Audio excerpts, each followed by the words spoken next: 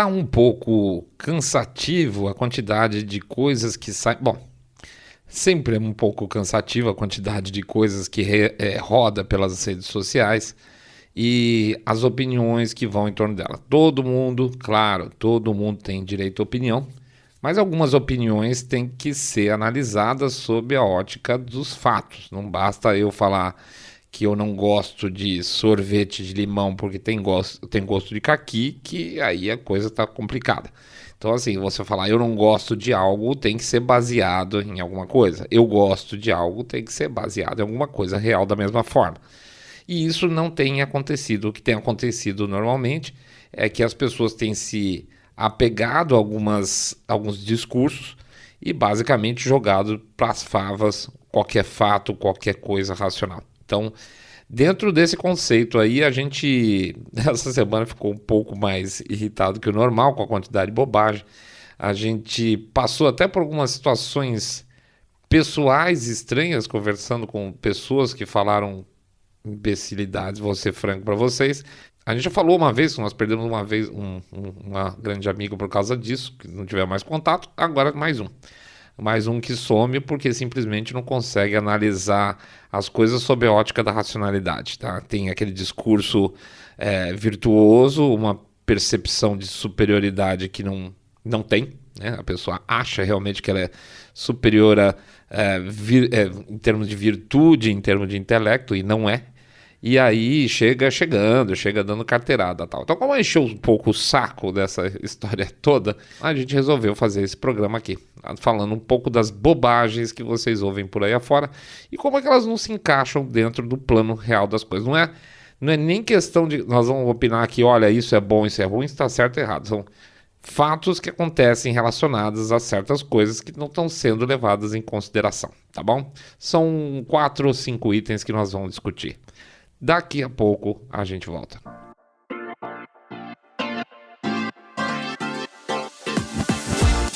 Saindo da bolha.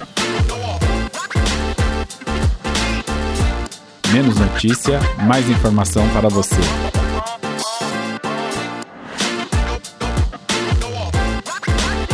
Desmistificando bobagens que você tem ouvido.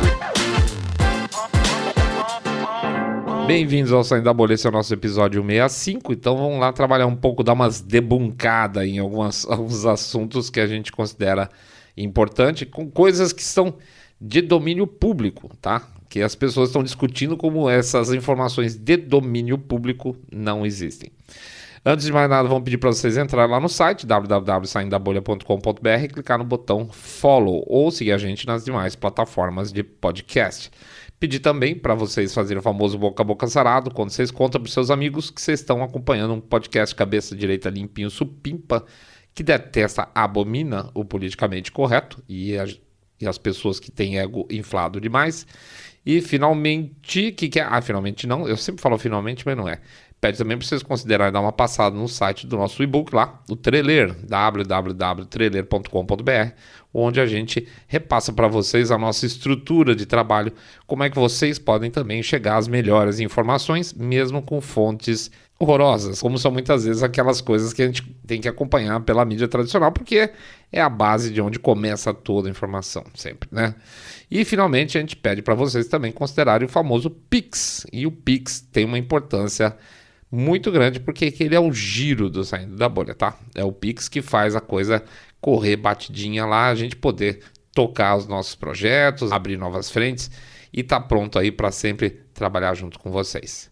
Então a gente pede 1, 2, 5, 10 milhões de reais, lembrando que pingado não é seco. Se eu Saindo da Bolha, R$1 é muito pouco, R$1 por episódio ou R$1 só ajuda pra caramba, tá bom, gente? Podem acreditar nisso.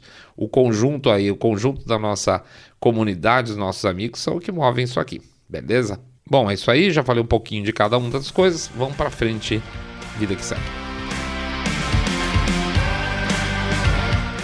Roe v. Wade.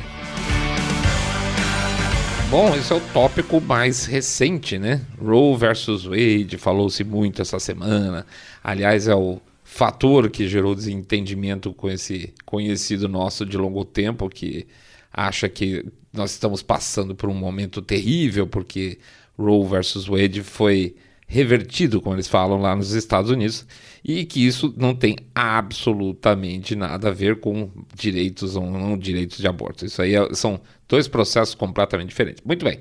O que esse cara e a imprensa diz é basicamente, o aborto acabou nos Estados Unidos. Pois é.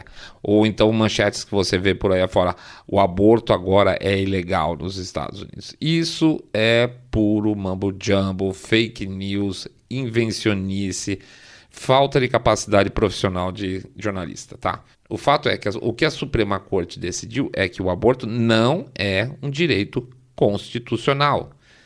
Várias coisas nas nossas vidas são direitos, a gente tem direito a, certas pessoas têm direito a vale gás, mas isso não significa que seja um direito constitucional, é um direito que pode ser aplicado em um estado e não em outro, pode ser feito do governo federal durante um determinado período, mas não há nada, por exemplo, na Constituição Federal Brasileira que as pessoas têm direito a gás, certo? Da mesma forma, não tem direito ao aborto em relação à Constituição americana. A gente já fez um episódio inteiro, nós não vamos repetir isso aí, mas basicamente o Roe versus Wade foi uma invencionice. Na época, a Suprema Corte foi provocada, eles levantaram uma bola lá no meio, criaram... Na verdade, a Suprema Corte americana criou uma legislação a respeito do aborto em nível federal nos Estados Unidos. E isso sempre se soube, esse é o ponto interessante, sempre se soube que Roe versus Wade era uma coisa meio capenga, que bastava uma hora chegar alguém para chutar o pé da mesa que ia cair tudo. Caiu tudo. Mas se não fosse uma corte mais conservadora, isso não ia acontecer? Claro que não, obviamente que não. Se fosse um juiz progressista, ou esses juízes que são agora mais que progressistas são, como é que eu posso dizer assim, militantes, né? Obviamente isso não ia acontecer. Precisou um grupo de juízes que tem uma visão de olhar para a Constituição de verdade e traduzi-la para a gente chegar na situação onde ficou evidente que o Roe versus Wade era uma bobagem e, portanto, foi revertida. E sendo revertida, agora os estados vão decidir. E isso é extremamente democrático, que cada estado faça a sua decisão. Lá temos que lembrar que é uma república, ou seja, onde os estados têm leis diferentes. O federalismo americano é muito mais forte que o federalismo brasileiro. Então agora os estados vão decidir, cada um a seu tempo e da sua maneira, de acordo com a opinião da população local. Se a população local de determinados estados achar que deve ser mais ou menos restritiva a questão do aborto, que seja, é a mesma coisa em qualquer lugar do mundo. Só que o pessoal decidiu que não é assim, que é um retrocesso, que não pode, sendo que muitos estados hoje, ainda assim, depois de revertido ao Roe versus Wade, provavelmente eles vão ser mais flexíveis, mesmo esses estados estão sendo mal vistos, vamos chamar assim, vão ser mais flexíveis que alguns países europeus, a gente já fez um episódio sobre isso, e talvez até aqui no Brasil. Mas o pessoal não quer entender. Na verdade, não é que não entende. A pessoa não quer entender porque eles gostam de ter um discurso inflamado a favor da humanidade, tá? É um papo furado que a gente vai ter que aguentar pro resto da nossa vida, porque é um pessoal extremamente arrogante. Não tem o que fazer, tá? Significa, então, que vai ser ilegal em alguns estados, e quando a gente está falando que vai ser ilegal, significa que tem algumas brechas legais para isso, nunca é totalmente legal, tá? E vai ser mais liberalizado em outros. O que vai acontecer, por exemplo, no Colorado, na Califórnia, onde já tem até proposta para aborto perinatal. E aí provavelmente vai ter um problema constitucional de novo, tá? A história do aborto perinatal, ou seja, a mãe poder decidir depois de alguns dias se vai continuar com o bebê, talvez aí tenha um problema constitucional novamente. Espero que não passe uma excrescência desse tipo lá nesses estados, tá? Então, basicamente, Roe versus Wade, não, a imprensa diz, mas não é verdade, não acabou com o aborto nos Estados Unidos, não é legal nos Estados Unidos, simplesmente Roe versus Wade decide que os estados, a população, os eleitores locais de cada estado passam a ter o poder de decidir. E o que significa que se hoje, por exemplo, um estado como, sei lá, o Texas, vai ser mais restritivo, daqui a 2, 3, 4 legislaturas pode entrar algum tipo de alteração, ele ficar mais liberal, e a Califórnia, de repente, hoje é liberal, mais para frente ficar menos liberal. É isso, esse é o jogo democrático da coisa. Mas o pessoal não gosta de democracia, né? Armas em Nova York. Vamos lembrar que 2 dias antes dessa reversão do Roe vs. Wade também teve a questão das armas em Nova York. E é a mesma coisa que se ouviu. Nossa, meu Deus, agora todo mundo vai sair na rua com um monte de arma lá em Nova York, vai virar um bang-bang, um tiroteio, etc e tal. Não, certo? Não de novo. A Suprema Corte americana não mexeu na forma com que a Nova York trabalha em questão da posse, no sentido de como a pessoa pode ter posse de arma ou que ela nunca vai ter arma, ou vai todo mundo poder ter arma novamente. O que existe é uma lei antiga de 1911 que falava que as pessoas não podiam ter armas que pudessem ser carregadas tipo concealed, ou seja, que elas pudessem ser carregadas escondidas, porque isso seria um fator eventual de violência. O cara está com a arma escondida andando no meio da rua, logo ele tem chance de matar alguém. Então as pessoas não poderiam nem comprar armas que poderiam ficar escondidas. Então seria um crime menor você ter a posse desse tipo de arma, e seria um crime grave você ter a arma e andar na rua com ela escondida. Essa é a lei de 1911. O que foi provocado da Suprema Corte é que eram pessoas que falavam assim: ei, eu quero ter armas pequenas, por que eu não posso ter? Eles brigaram lá nas cortes do estado de Nova York, subiu para a Suprema Corte, e a Suprema Corte falou: tem a segunda emenda, o cara tem direito a ter arma assim, não dá para ficar discutindo essa pode, essa não pode. Eles têm direito, inclusive até porque o cara não está pedindo para comprar bazuca, ele está pedindo para comprar revólver. Enfim, foi isso que caiu basicamente. Mas, obviamente, a imprensa fala: nossa, liberaram para o Bang Bang em Nova York e tal. Não é, tá, gente? Não é, de novo, a história que se conta. A verdade, inclusive, aliás, assim, Roe vs. Wade também aconteceu isso, tá? Uma coisa muito importante está acontecendo. A esquerda e os, aspas, progressistas, eles estão forçando tanto a barra que eles estão empurrando o pêndulo, como dizem, tanto para o outro lado, que a coisa está voltando com muita força. Então, no caso de Roe vs. Wade, começou uma coisa de você poder liberar tudo, né? Libera tudo a qualquer momento, a qualquer situação da criança.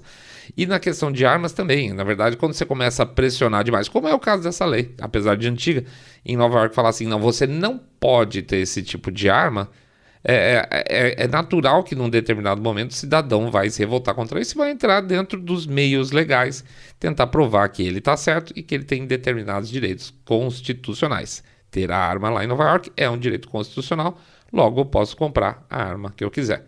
É só isso. Então, quanto mais os progressistas apertam o parafuso, mais as coisas estão voltando para a cara deles numa forma mais que eles não esperavam. Eu acredito que eles não estão esperando essa quantidade de derrotas, vamos chamar assim, que eles estão sentindo nos últimos dias.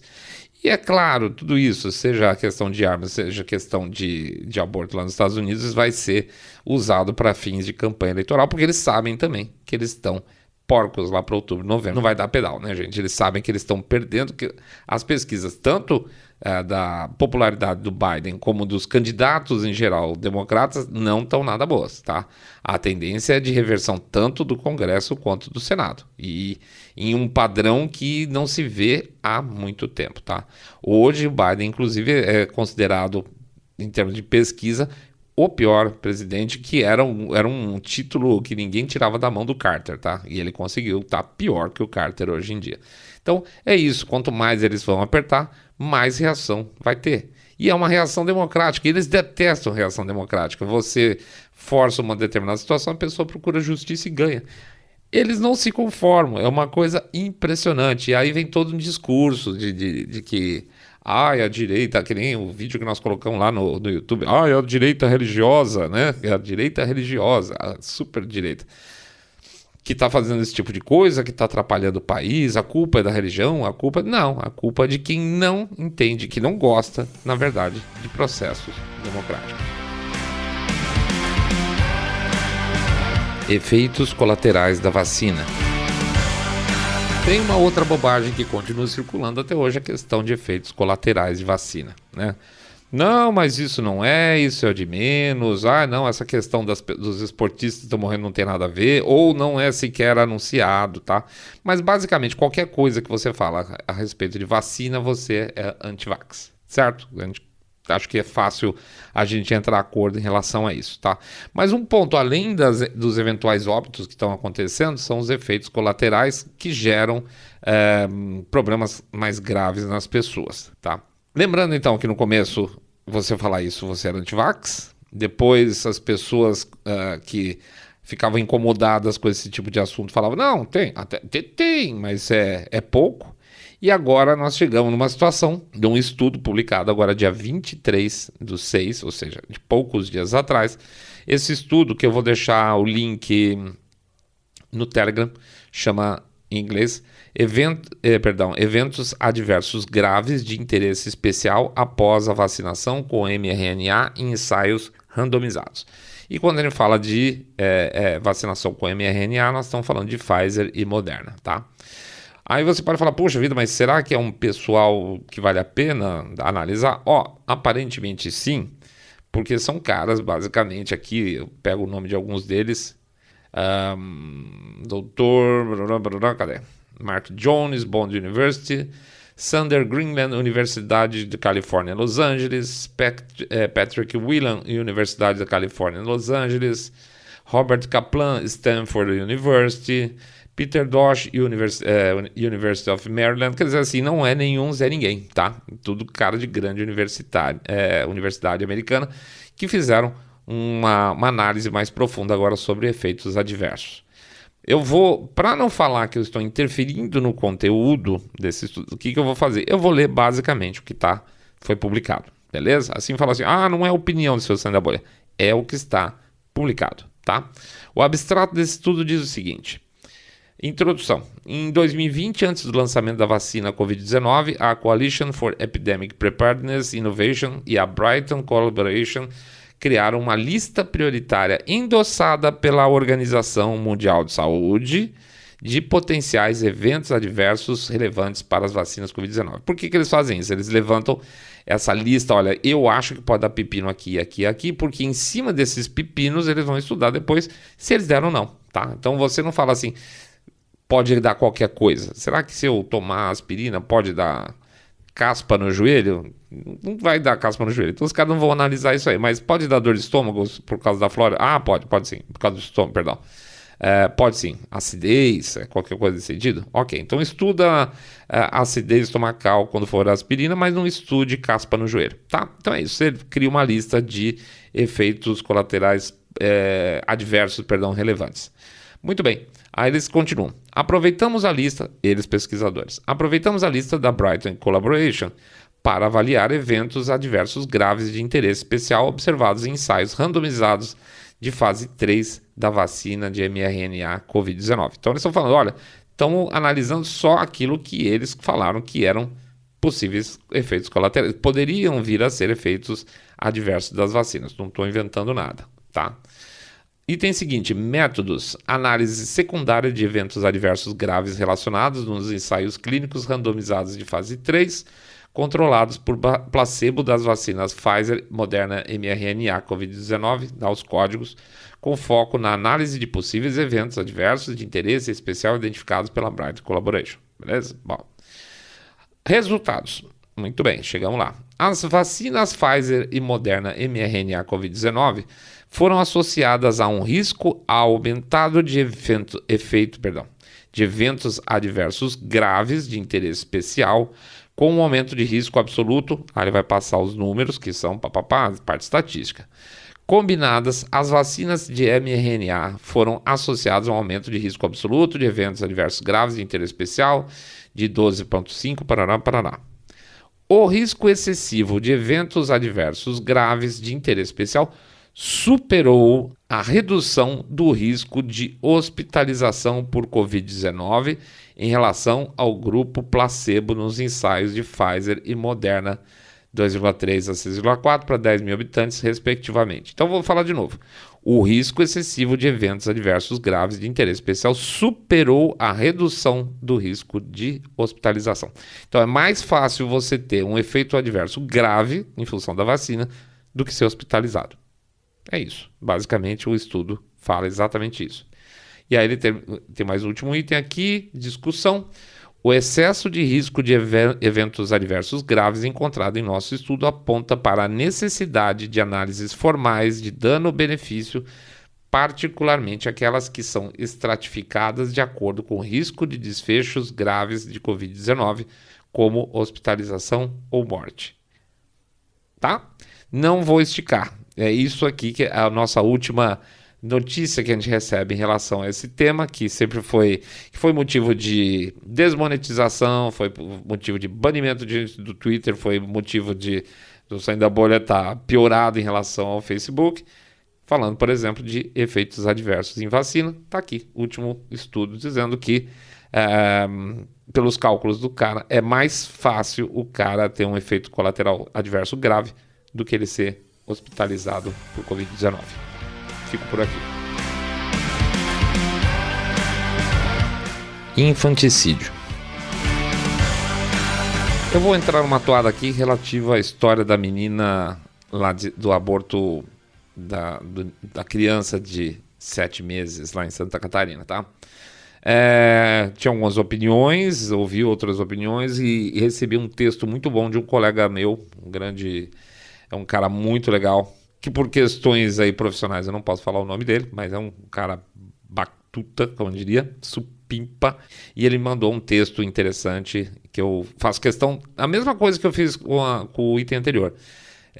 Eu não sou um cientista para falar de vacina Covid, eu não sou um advogado para falar desse caso, mas ele tá? Ele é um cara da área de leis, manja muito, e ele deixou um texto aqui que eu faço questão de ler para vocês, sem a minha opinião, porque aí vocês têm uma outra pessoa, um especialista. Olha aí que legal, a gente tem um especialista para falar sobre, tá bom? Então vamos lá, vou meter o aspas aqui.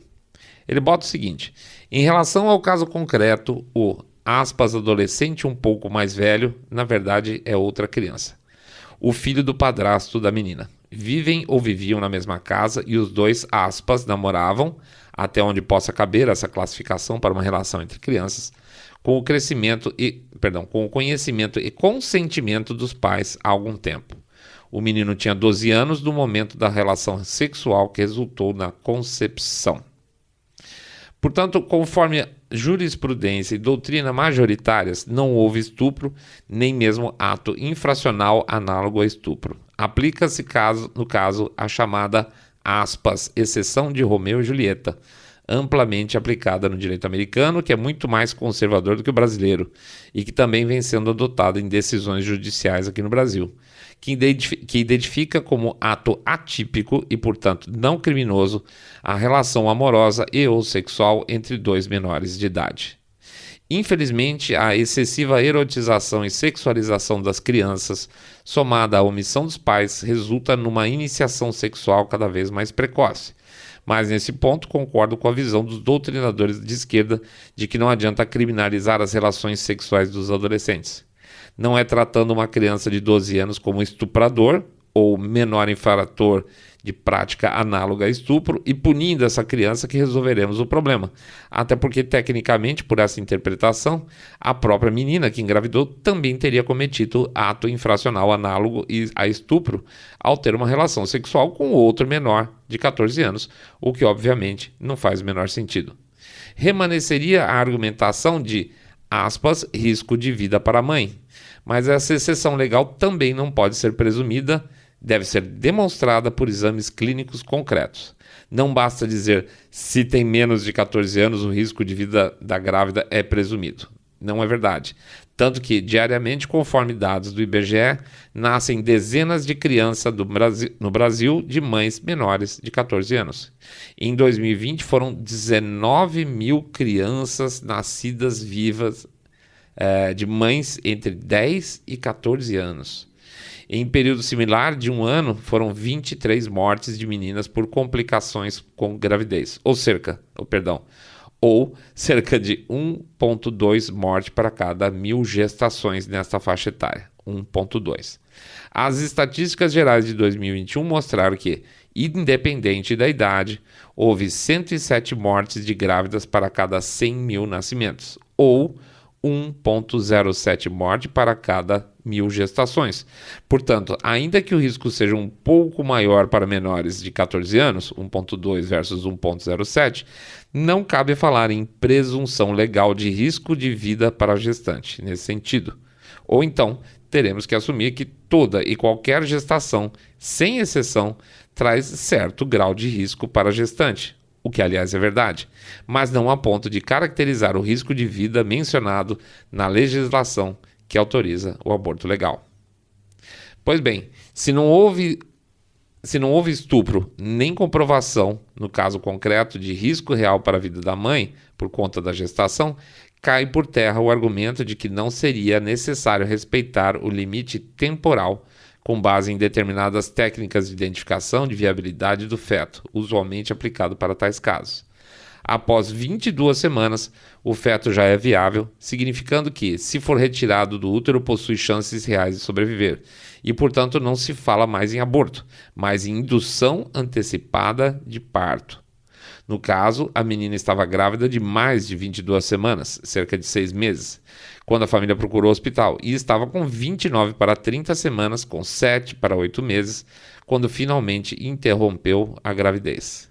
Como não era o caso de estupro, nem mesmo presumido, como agora sabemos, apesar disso ter sido somente divulgado após o fato consumado, e pelo tempo já decorrido já se tratava de gestação avançada, a juíza agiu corretamente ao não autorizar o aborto legal, pois não estavam preenchidos os pressupostos que o autorizaram. Sabemos que a interrupção da gravidez acabou acontecendo posteriormente, lamentavelmente, há alguns dias. Pelo que entendi, algum médico resolveu fazê-lo baseado em entendimento, a meu ver equivocado, de que a situação não exigiria autorização judicial, apesar da negativa da juíza, confirmada pelo tribunal que julgou um recurso de apelação. Ah, mas seria crueldade fazer a menina enfrentar uma gravidez e virar mãe em tal tenra idade.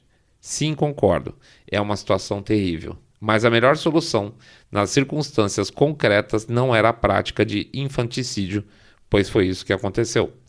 Na idade gestacional em que o aborto foi praticado, o que se faz nos poucos países que ainda autorizam essa prática bárbara é literalmente matar o bebê de forma ativa, geralmente através de uma injeção de veneno, este é o método humano, quando não através de outros métodos ainda mais cruéis que prefiro não detalhar aqui e que envolvem profunda dor e sofrimento ao feto. Se quiserem e estiverem em estômago, pesquisem no Google, mas advirto que poderão perder noites de sono. Após constatada a morte por interrupção de batimentos cardíacos, segue-se uma cesariana retirando o bebê assassinado da barriga.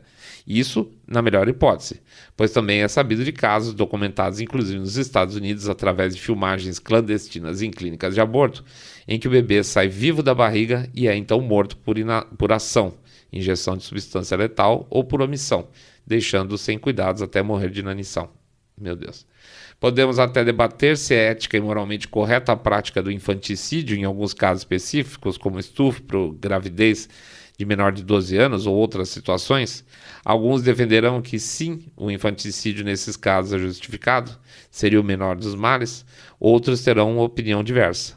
Mas vamos chamar do nome certo. Interromper uma gestação após 7 meses não é aborto, é infanticídio. Algumas feministas menos hipócritas defendem exatamente isso. Camille Paglia, por exemplo, diz, parafraseio, depois buscarei a citação exata, que aborto é assassinato. Não há dúvida sobre isso. É interrupção de uma vida.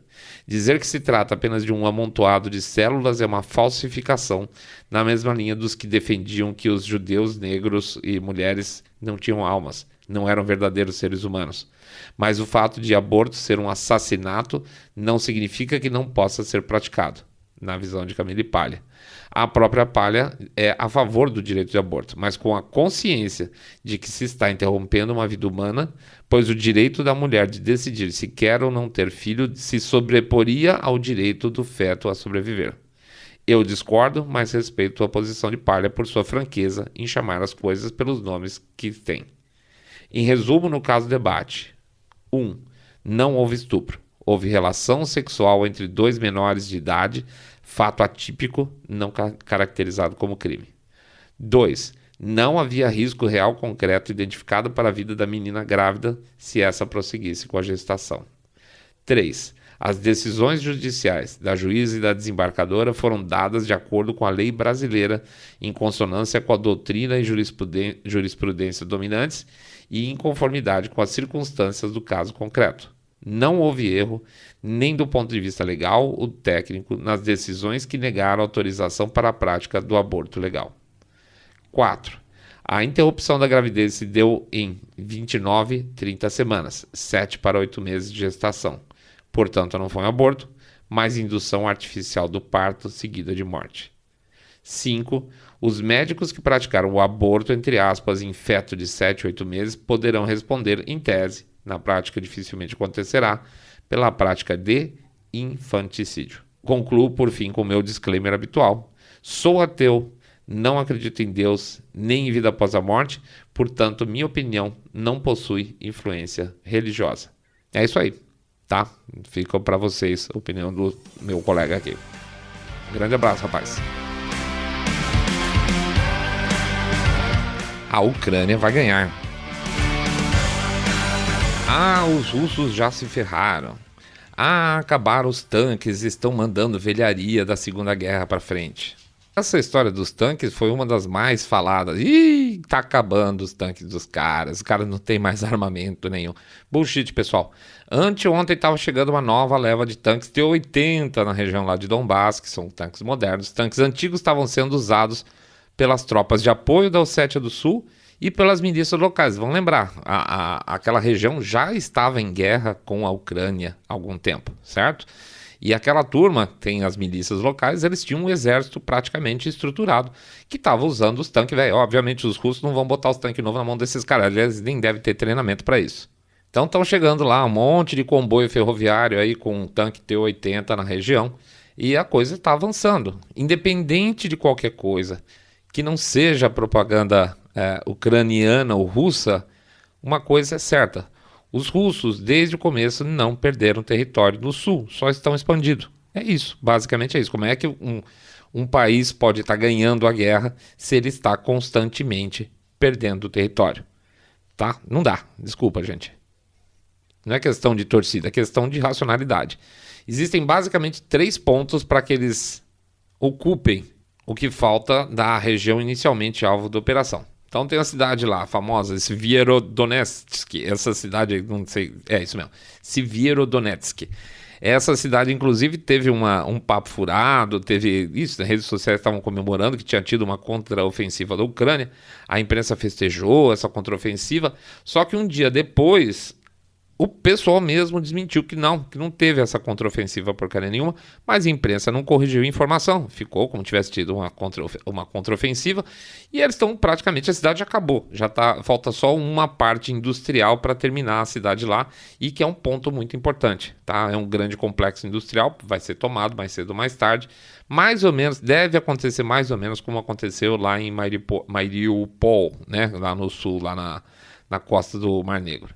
Tem um segundo bolsão que eles estão fechando na região de 2 cidades, chamadas Zolote e Irsk, que se eles fecharem esse bolsão, e tudo aponta que vai fechar, eles devem prender nessa área mais ou menos, sem corredor de fuga ou contato logístico com o resto do país, mais ou menos, já estamos falando entre 1.500 e 6.000 soldados. Então, assim, aos poucos, falta muito pouco para a região de Donbass acabar de vez, tá? Acontece que isso não acontece de um dia para o outro. É mais lento do que o possível? Pode ser que é mais lento do que imaginado. Mas falar assim, a Ucrânia pode ganhar e ainda continuar esse clima de kkk, os caras estão apanhando, por favor, né? Assim, a gente tem que ter um pouco de bom senso, mesmo que se torça contra a Rússia e gostaria que o Putin se ferrasse, aquela coisa toda, tem que ser racional. Não dá para dizer que a Ucrânia vai ganhar, porque basicamente não tem como. E não tem nada que aponte nessa direção. Não pode falar mal de pesquisa eleitoral. Essa última aqui é curtinha, essa história de que pesquisas eleitorais não podem ser atacadas porque são coisas científicas e tal. A gente fez também já um programa sobre pesquisa, a gente falou sobre a importância de pesquisa, que sim, inclusive define-se muita coisa em relação ao marketing por meio de pesquisa.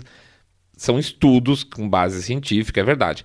Agora a questão é simples, é muito fácil a gente analisar se as pesquisas eleitorais são confiáveis ou não, porque se você não falar que não, você está desprezando a ciência. Se toda pesquisa eleitoral é confiável, como é que você tem pesquisas eleitorais tão conflitantes? Aqui no Brasil, lá nos Estados Unidos, existem pesquisas extremamente conflitantes. Significa o quê? Que o método científico utilizado por um instituto ou outro é confiável ou não. E é isso que é o ponto. A gente não fala que pesquisa não existe. É a falsa alegação que se faz, é o falso ataque que se faz ao argumento.